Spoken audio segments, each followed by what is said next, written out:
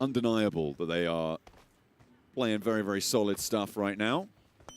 Their playstyle definitely has been more edge-focused, playing very wide splits when they know they can breathe in that latitude. That was a nice setup. That was a really nice setup with a Molotov burning them out. Rules immediately threading the needle on that shot. And 71 lose 2 of their players right now. Yeah. Sticky bomb into Molotov into spray down. Like, that was... I mean, that's PMGO for you. That is PMGO, that's textbook. And 7-2-1 at this point, you're just going to leave. Because again, 7-2-1, 3rd place as well. Not a team that I would say is a top 4 squad. I think there's only 2 teams in the top 4 right now that you might say would yeah, be a top I would say, squad. yeah, Wolves, absolutely, and Flash. Yeah. I think Flash, although they had a pretty dismal performance, I think that their past experiences and their past achievements would indicate that this is a top 4 squad. We hop on to the remaining duo. I feel like a hater right now. Well, fair enough. Yeah. I feel like, you know what? Sometimes you've got to have a little bit of hate in your heart. It's so important. It's all love. It's all love to all the players. What's unless I they're playing hate badly. them. I just feel like a hater. Oh, okay. But you were saying you hated them off before? No, no, that never happened. You said 4 thrives? Oh, man. I don't know, dude. I think if you watch back any of my casts and any of our tournaments, you'll know that I'm a big 4 thrives fan. Of course, we're all big 4 thrives fans here. Hopefully they can push up from that 5th place spot. Again, they're a team that is in that conversation. Potentially be one of our top 4 contenders. I think the most annoying thing about 4 thrives for me is that Noki's not playing. Probably one of my favorite players from the past. A big hit, but I'm sure, you know what, they can stomach it. Right now, they're on 16 points, and with 7-2-1 going down to 2 players, there's a little bit of an opening here for them to be able to step up past that 4th place barrier. A 4-point difference right now, very much surmountable, especially when you consider that they're only playing on as a duo for 7-2-1.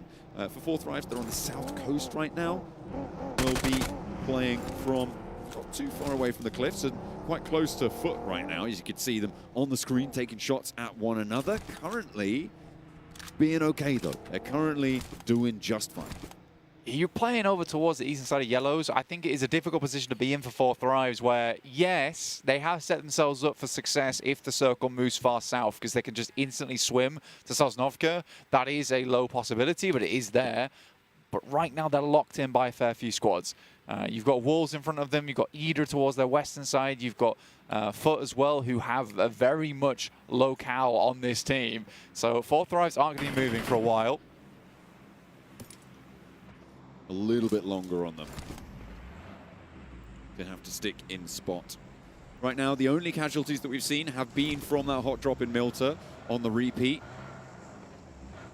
7-2-1 playing as a duo, the southeast side. They are at a point threshold blank where they could potentially get, you know, this 5-point game. That would be a great result for them off of this match, I think, and still very much be in the running for those top 4 spots, but they're going to find it tough. Next circle comes on through. It does fully confirm up to the mainland. I think this is probably the kindest circle that we could have seen. Yeah, this is what you want to see. A lot of teams, though, immediately in vehicles. Everyone's already rotating in. There was quite a lack of teams already moving at this point, but again, I think a lot of squads, like I said before, were sort of in prison because they just weren't able to leave. A lot of other teams had lock and key on them. Poinchai find themselves just alongside with the Boars who do hit up school and apartments. I mean, that's a reasonable location to head back over towards, considering that's their drop spot. They know it should be free. Enigma Galaxy, though, happy as can be, considering this is a roundabouts a Pachinki circle. They know also that Pachinki's free, as that is their immediate drop spot. So split, though. That's the thing. For Enigma Galaxy, they got 2 in Pachinki, 2 on the north side of Potato Hill right now. They do love to be bold with these flex outs. You can see we're on board with the flex out duo coming through. Satan and Lord. 2 sides of the same coin as they do wrap back around to the hopeful safety of their teammates across the way. Foot try to take shots out in the open. They are being suppressed, though. Nice little safety covering fire, but maybe not quite enough there. As Frozen catches Satan. Yeah, just try and lock him down. Again, Satan should be able to be rezzed here. Ralph does have eyes on, just keeps peppering these windows, and this is the smart thing to go for, just prevent them from taking more shots.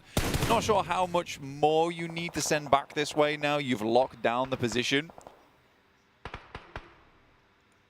Squad is just about making the jump out to go for the res now.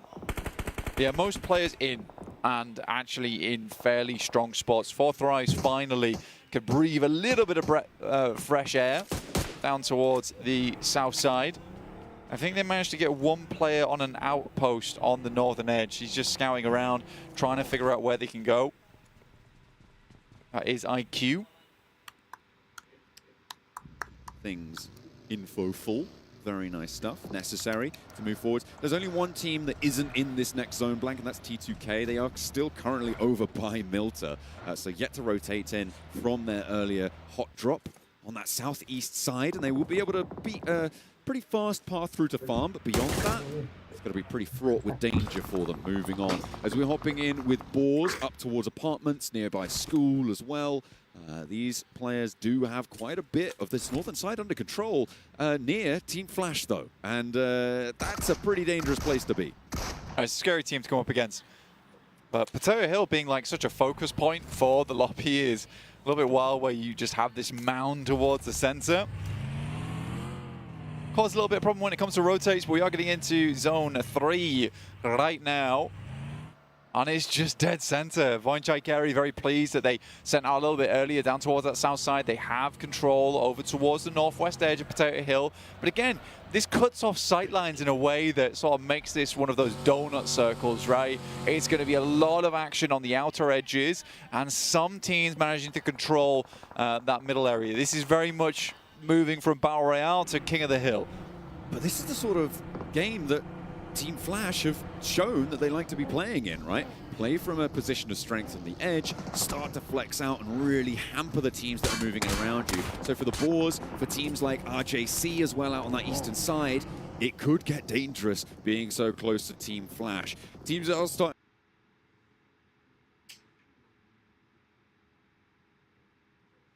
to pour in towards the middle, though. Potato Hill is a beacon to all those who want some form of sanctuary. However, it's not going to be as safe as maybe they are hoping it will be. On this western side, the most pressure being exerted by Ida against Voinchai.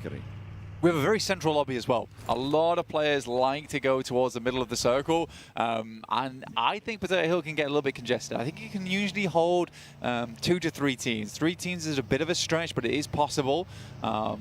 Right now, with Voinchai holding east and Ida holding west, that's doable. I mean, that's very sustainable over the long run, as long as teams just realize, look, let's keep our distance from one another, we'll hold each side, and then we may need to do battle in the end game. But for the time being, this is more profitable for both of us, just to hold position. They'll have that central power position. I'm looking at the duo from 721. They are currently just hiding out as much as they can.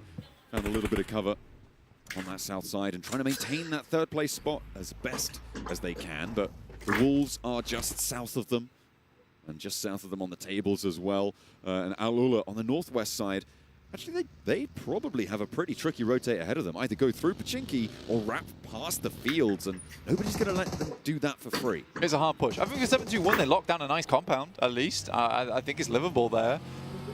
The problem will come when the team wants to crash that spot, and how possible is it for a 2-man to hold versus a squad like that? We have seen so many unbelievable clutches so far this PMGO that I sometimes forget that, you know, a 2v4 is actually a very, very big deal. But you're right, Alula having a tough approach on this one. Where do they go? How do they go about it? Right now, they were looking to head over towards that north side of the map. Unfortunately, RA is positioned there, and now he's on a lineup looking for more shots over towards Alula.